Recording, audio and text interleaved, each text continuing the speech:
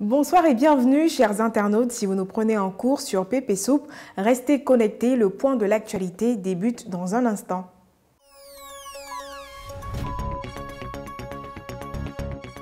Avec zéro risque d'accident, le simulateur de conduite vient comme un ouf de soulagement pour les élèves d'Impact Auto-École. Encore absent dans certaines auto-écoles en Côte d'Ivoire, il permet aux apprentis conducteurs de découvrir les gestes essentiels permettant de conduire un véhicule en toute sécurité. C'est également l'occasion pour les candidats de se perfectionner sur certains aspects précis de la conduite. Le simulateur de conduite, qu'est-ce que c'est? Beaucoup d'entre nous ignorent encore ce moyen très efficace qui permet d'améliorer ses compétences en conduite.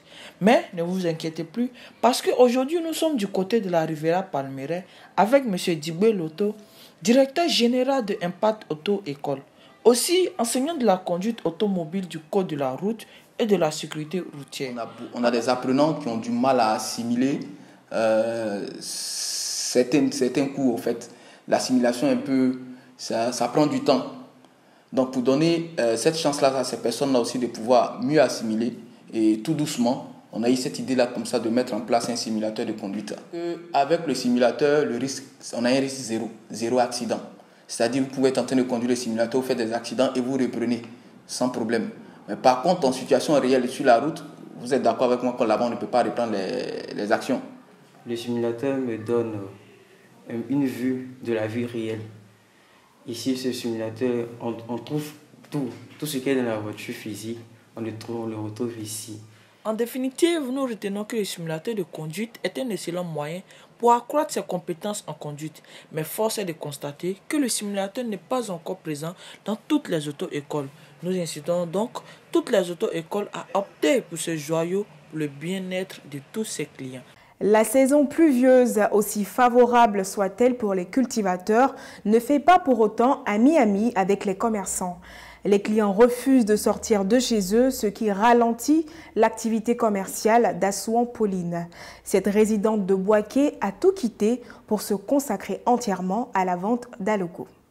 La Côte d'Ivoire fait face à un changement climatique ces dernières années. C'est ce qui justifie la saison pluvieuse prolongée jusqu'à la fin du mois d'août. Cela a des répercussions sur plusieurs activités. Aujourd'hui, nous sommes au Cassé Hippodrome de Boaké avec maman Assoa-Pauline, une vendeuse d'Aloko. Elle nous raconte comment elle vit ces moments avec son activité. D'abord, la banane, c'est ma passion. Sinon, j'étais en fonction du temps de service. J'ai rendu des missions pour le commerce. Et en tout cas, c'est ma passion. Le commerce même, c'est un truc que j'ai aimé. J'ai aimé le commerce.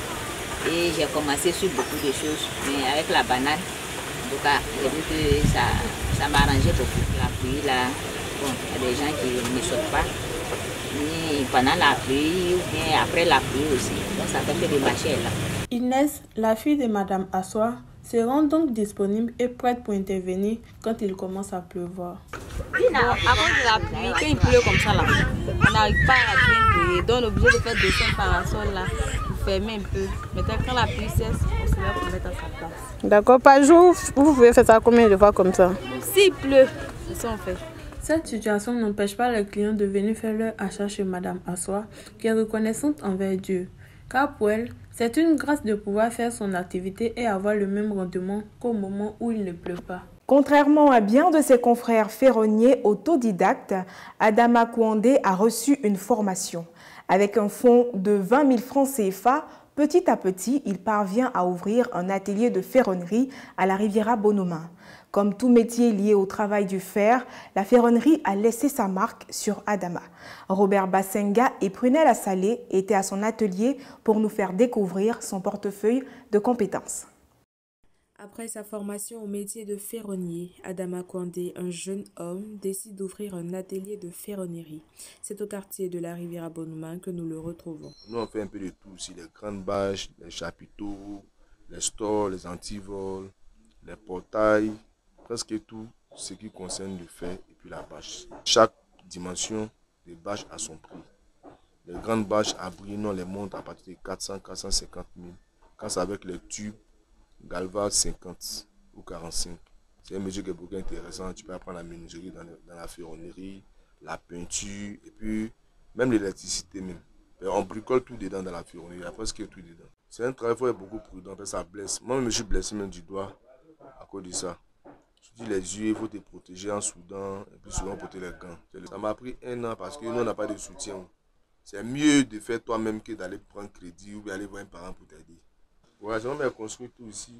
J'ai commencé 20 000 à payer, briques 20 000 à déposer, après à payer. Tu vois pas, gens comme les sacs de ciment qui sont là, c'est pas aller faire un autre coin, mais il fait un peu. Vous voyez d'autres ici qu'on a déjà fait, qui sont déjà là.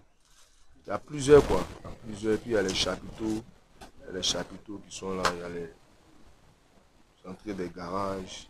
Quel est le nom de la vendeuse d'Aloco? Soyez le premier à donner la bonne réponse et bénéficier d'une recharge Orange de 5 000 francs CFA. Voilà que prend fin cette édition d'information. Merci de votre attention et à demain.